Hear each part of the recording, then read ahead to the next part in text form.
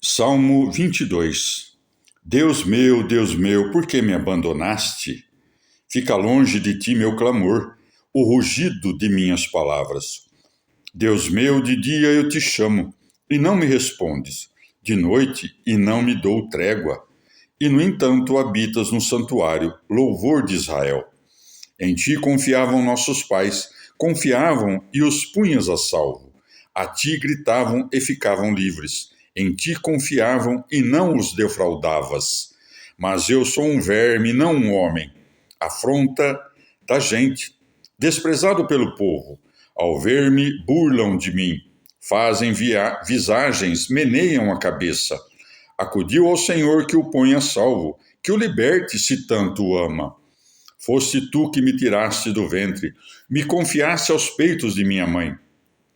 Desde o seio fui lançado a ti, desde o ventre materno tu és meu Deus. Não fiques longe, que o perigo está perto e ninguém me socorre. Acurrala-me um tropel de novilhos, touros de Bazã me rodeiam, abrem contra mim os falsos, um leão que dilacera e ruge. Derramo-me como água, desconjuntam-se os meus ossos, meu coração como cera, derrete-se em minhas entranhas.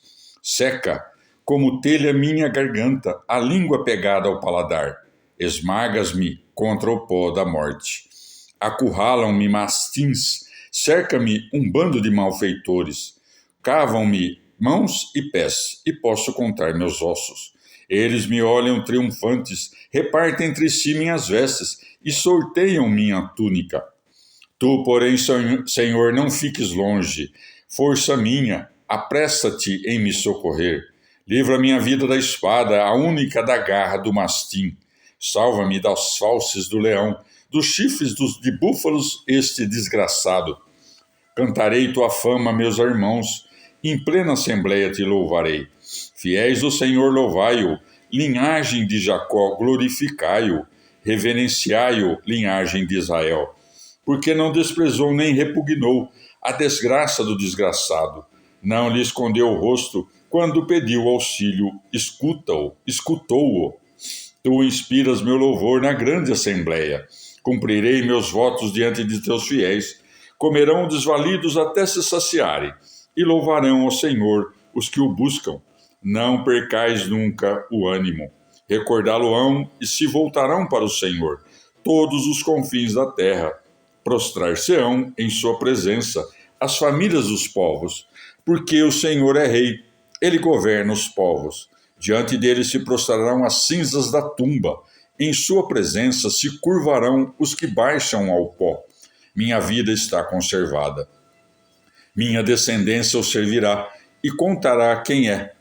A geração vindoura anunciará sua justiça ao povo que vai nascer, que ele agiu. Palavra do Senhor. Transposição cristã do Salmo 22, por Luiz Alonso.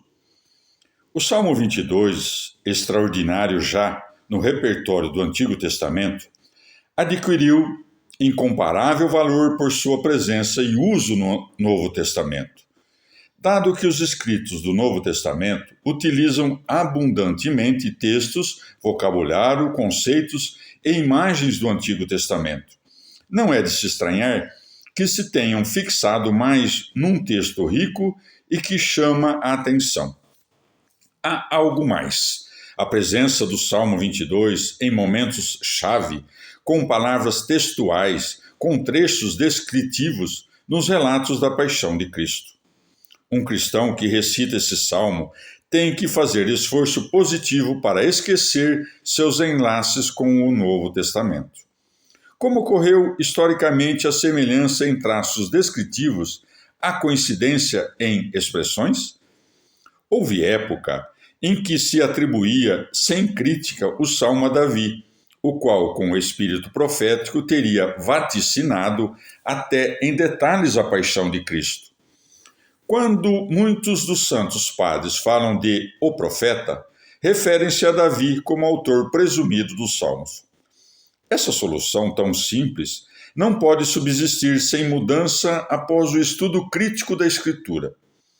Numa etapa ainda se detém Davi como autor do salmo, mas o sentido profético do poema se explica por caminhos menos simples, que se estimam mais convincentes.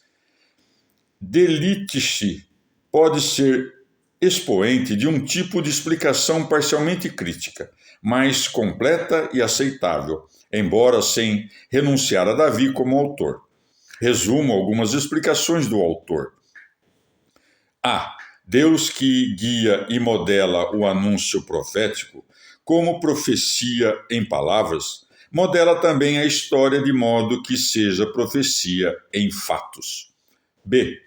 A expressão literária dessa experiência de Davi submete-se ao recurso poético da hipérbole. Aporta um plus ou excesso expressivo ou descritivo aos puros fatos. C. Esse excesso é assumido pelo Espírito em função profética. Pela ação de Deus, um fato da vida de Davi é figura. Pela ação do Espírito, um salmo de Davi é profecia.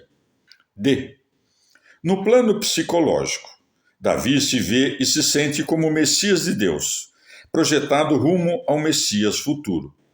Em virtude dessa consciência, pode contemplar idealizadas suas provas e suas esperanças, alargando-se rumo ao Messias futuro.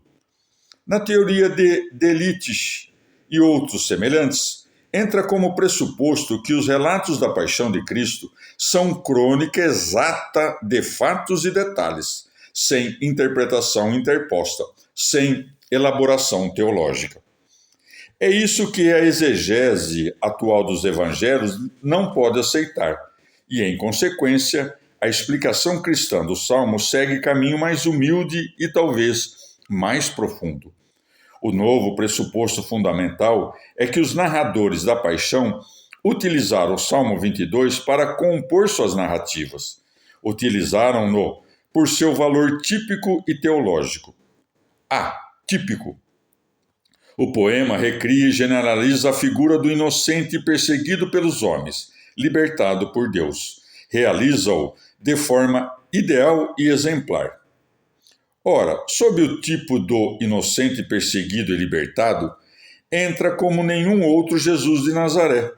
No Messias, o ideal se faz realidade. B. Teológico. O Salmo interpreta a experiência de sofrimento e libertação à luz da fé, aprofundando em seu mistério de dor e em seu paradoxo de fecundidade. O poema subministra já elaborados instrumentos para contemplar, interpretar e explicar a paixão de Jesus Cristo. C.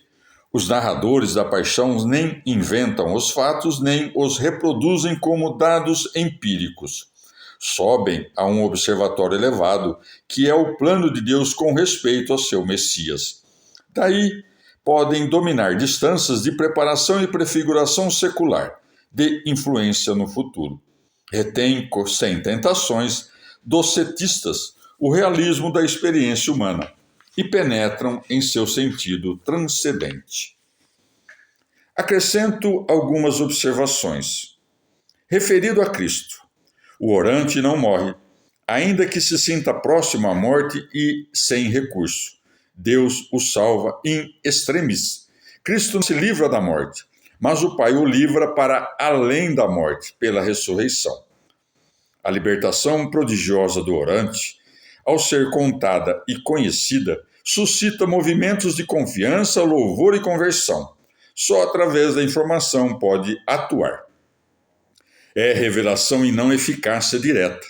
A morte e ressurreição de Cristo é eficaz por si e por isso deve ser anunciada. Neste ponto de eficácia salvadora, vai mais longe o poema de Isaías 53, também citado ou aludido em relatos da paixão. Na experiência cristã, o sofrimento do inocente, incorporado ao de Cristo e iluminado por ele, adquire força nova para denunciar e condenar a injustiça humana. Ao mesmo tempo, pode adquirir valor de sacrifício em favor dos irmãos. E vai sempre acompanhado da esperança na ressurreição, vitória definitiva do amor e da vida.